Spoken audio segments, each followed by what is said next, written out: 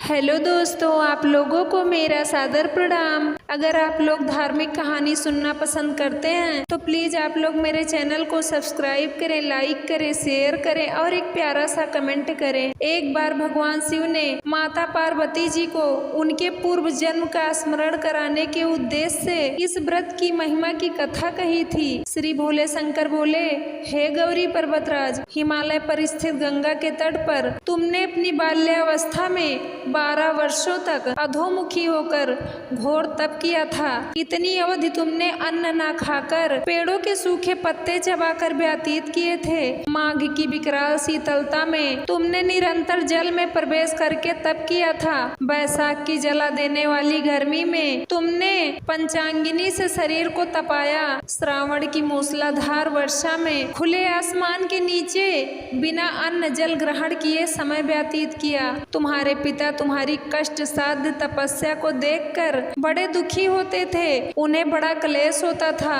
तब एक दिन तुम्हारी तपस्या तथा पिता के क्लेश को देखकर नारद जी तुम्हारे घर पधारे। तुम्हारे पिता ने हृदय से अतिथि सत्कार करके उनके आने का कारण पूछा। नारद जी ने कहा, हे गिरिराज, मैं भगवान विष्णु के भेजने पर यहाँ उपस्थित हुआ हूँ। आपकी कन्या ने बड़ा कठोर तप किया है, इससे प्रसन्न होकर वह आपकी सुपुत्री से विवाह करना चाहते हैं। इस संदर्भ में आपकी राय जानना चाहता हूँ। नारद जी की बात सुनकर गिरिराज गदगद हो उठे। उनके तो जैसे सारे क्लेश ही दूर हो गए। प्रसन्नचित होकर वह बोले, श्रीमान, यदि स्वयं विष्णु मेरी कन्या का वरण करना चाहते हैं तो भला मुझे क्या आपत्ति हो सकती है। वह तो साक्षात ब्रह्मा है। हे महर्षि, यह तो हर पिता की इच्छा होती है कि उसकी पुत्री सुख संपदा से युक्त पति के घर की लक्ष्मी बने।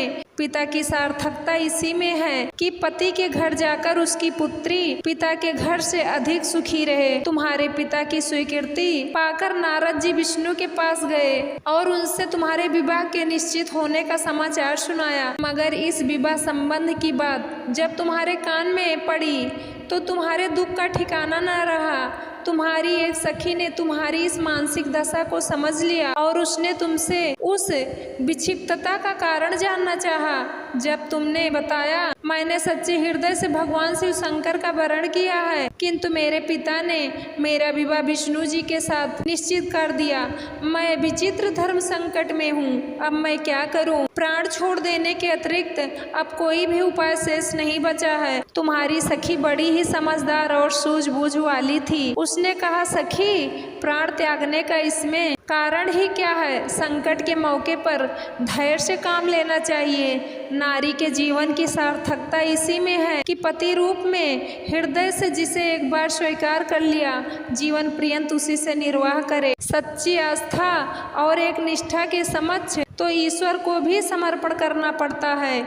मैं तुम्हें घनघोर जंगल में ले चलती हूँ, जो साधना स्थली भी हो, और जहाँ तुम्हारे पिता तुम्हें खोज भी ना पाए, वहाँ तुम साधना में लीन हो जाना। मुझे विश्वास है कि ईश्वर अवश्य ही तुम्हारी सहायता करेंगे। तुमने ऐसा ही किया। तुम्हारे पिता तुम्हें घर पर न पाकर बड़े दुखी तथा चिंतित हुए। वह सोचने लगे कि तुम न जाने कहाँ चली गई। मैं विष्णु जी से उसका विवाह करने का प्रण कर चुका हूँ। यदि भगवान विष्णु बारात लेकर आ गए और कन्या घर में न हुई तो बड़ा अपमान होगा। मैं तो कहीं मुंह दिखाने के योग्य भी नहीं रहूंगा। यही सब सोचकर गिरिराज ने जोर शोर से तुम्हारी खोज शुरू कर दी। इधर तुम्हारी खोज होती रही और उधर तुम अपनी सखी के साथ नदी के तट पर एक गुफा में मेरी आराधना में लीन हो गई थी। भाद्रपद शुक्ल तृतीया को हस्त नक्षत्र था।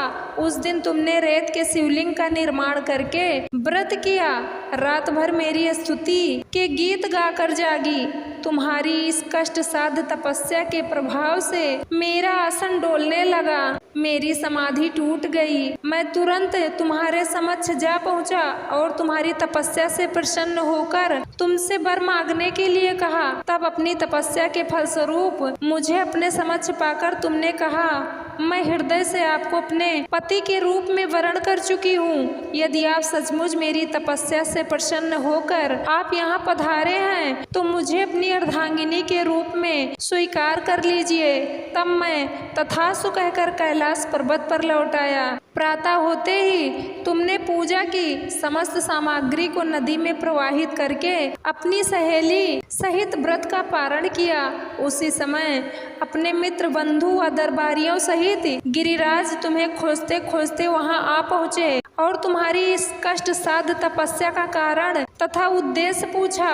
उस समय तुम्हारी दशा को देखकर गिरिराज अत्यधिक दुखी हुए और पीड़ा के कारण उनकी आंखों में आंसू मढ़ाए थे। तुमने उनके आंसू पोंछते हुए विनम्र स्वर में कहा, पिताजी, मैंने अपने जीवन का अधिकांश समय कठोर तपस्या में बिताया है। मेरी इस तपस्या का उद्देश्य केवल यही था कि मैं महादेव को पति के रूप में पाना चाहती थी। आज मैं अपनी तपस्या की कसौटी पर खरी उतर चुकी हूँ। आप क्योंकि विष्णु जी से मेरा विवाह करने का निर्णय ले चुके थे, इसीलिए मैं अपने आराध्य की खोज में घर छोड़कर चली आई।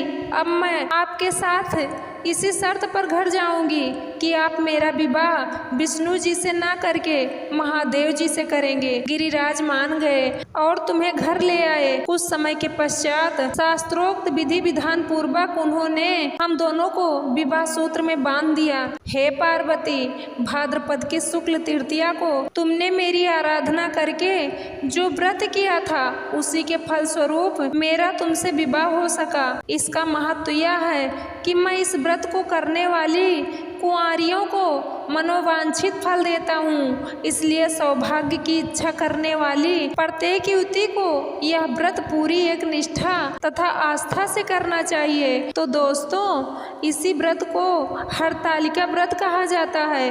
तो हरतालिका तीज के व्रत को लेकर मान्यता है कि इस दिन व्रत रखने से वैवाहिक जीवन में सुख और संतान की प्राप्ति होती है। धार्मिक ग्रंथों के मुताबिक हरतालिका तीज त्रेता युग से मनाया जा रहा है। इस दिन जो महिलाएं निर्जला व्रत रखती हैं उनकी सभी मनोकामनाएं पूर्ण होती है। दोस्तों, अगर आप लोगों को मेरा यह कथा पसंद आया हो तो प्लीज़ मेरे चैनल को सब्सक्राइब करें, लाइक करें, शेयर करें और एक प्यारा सा कमेंट करें। धन्यवाद।